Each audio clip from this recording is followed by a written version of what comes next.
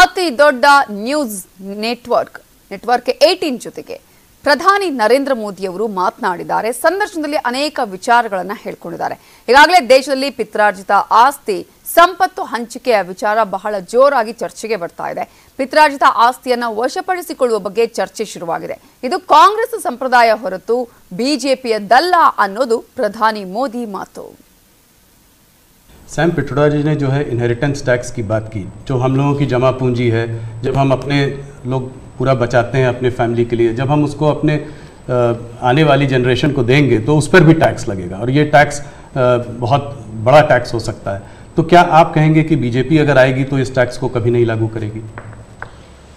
Bharatiya Janata party क्या करेगी हमारे मैनिफेस्टो में साफ हमने लिख करके लाए हुए.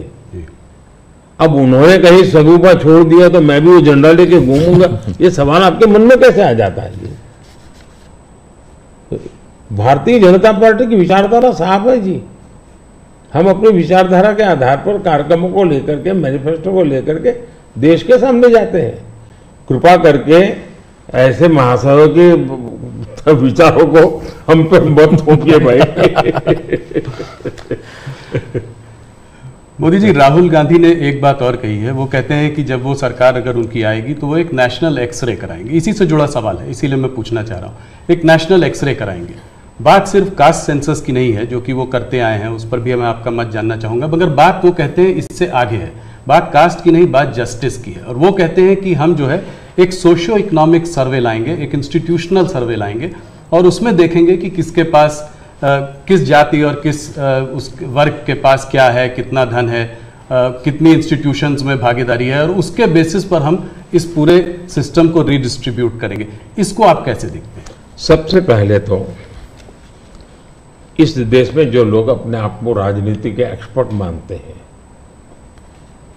जो लोग देश के उतार चढ़ाव को बड़ी बारीकी से अध्ययन करते हैं, सबसे पहले उनका दायित्व है कि वो ऐसे लोगों को पूछे कि जिस परिस्थितियों का वर्णन आप कर रहे हो, अगर ये सही है तो 50, 60, 65 साल तो आपने राज किया भाई. ये मुसीबत के जो जन्मदाता आप हो और आपने अब तक ये बर्बादी लाई क्यों?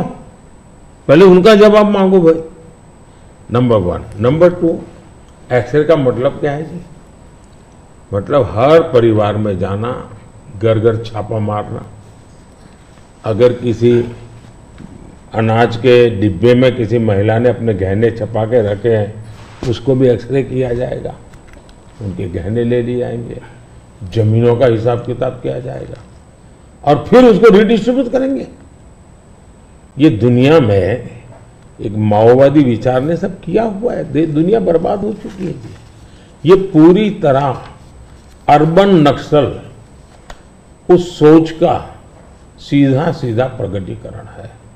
और इसलिए मैनिफेस्टो आने के 10 दिन तक बाद भी ये जो जमात आए दिन लिखापट्टी करती है ना, वो चुप रही, उनके प्रोटेक्शन में चुप रही है. तब मिलके मेरी जिम्मेवारी बन जाती है कि देश को जगाना कि भाई देखिए आपको लूटने की ये तरकीब हो रही है.